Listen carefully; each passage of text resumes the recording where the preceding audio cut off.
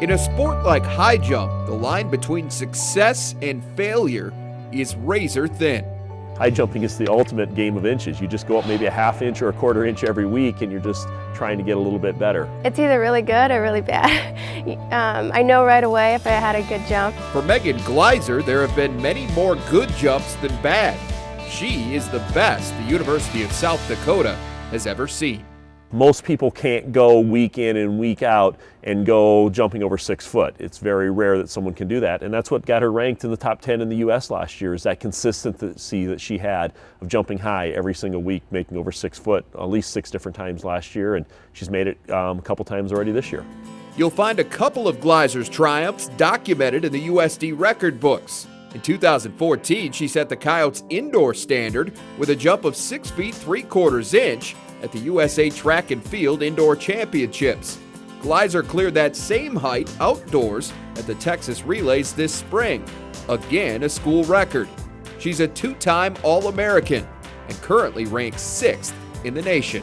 I don't know if it's hit me yet how successful I have been since I have gotten here. Right out of high school, I kind of went backwards and wasn't jumping very good, and it took a few years to really figure out what high jump was and what I needed to do. And since I got on this training program, they have guided me in the right direction and what a high jump approach should look like, what training should be in the off season, what to do to peak for certain meets.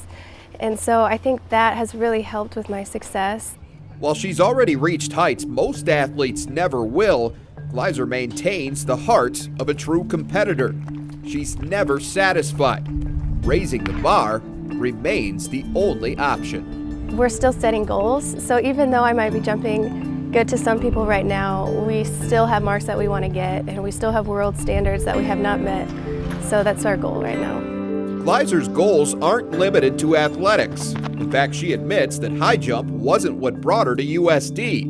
After stops at the University of Iowa and Morningside, where she won an NAIA national championship in 2012, Megan's main focus was on the other half of the student-athlete equation. I wanted to transfer for the major that I have, and this was the closest place to home that had it. So I reached out to Lucky and introduced myself and said, I'm possibly looking at this major.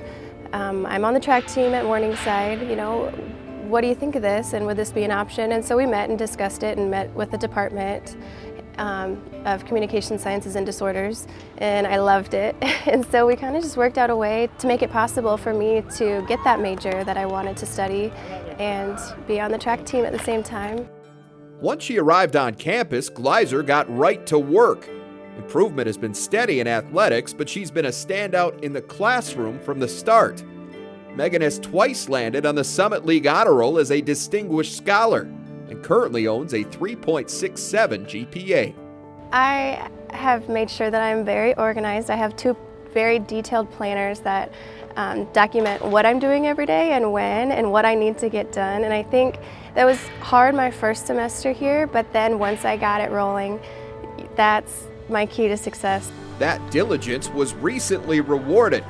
Glisar reached one of her long-standing academic goals, earning one of 5 spots in USD's Doctorate of Audiology program. I will be learning about hearing and balance disorders. My dream job would be to have my own pediatric audiology clinic and work with kids. But there is one more piece to this story. Good job, high five. Something that further separates Megan Glisar from the typical student athlete. He's probably my #1 fan. However, he's still a little young to understand track meets completely. He gets excited when I get first place. But if I, jump well and might end up second, he doesn't quite understand that. But he always likes to see what I bring home, whether it's a medal or bringing home a watch from Texas Relays. He thought that was pretty cool. 4-year-old Brody brings the kind of joy no trophy could ever equal. And while being a young parent hasn't come without sacrifices, Glisar says the extra responsibility adds infinite value to her sometimes hectic life. I think I have a huge advantage over the other student athletes just because I have my family to look forward to when I come home at the end of the day. it just makes it fun. And when I'm away at meets, sometimes it's hard being gone for 4 or 5 days at a time, but I have them that are completely supporting me at home, and it makes what I'm doing more worthwhile. That's what I really admire about her, is how she's been able to balance those things. And we've known that since she came here. There was a commitment from day one that we knew track was going to be important, but it's not the most important thing in her life. She's truly one of the most amazing people I've ever had the opportunity to work with.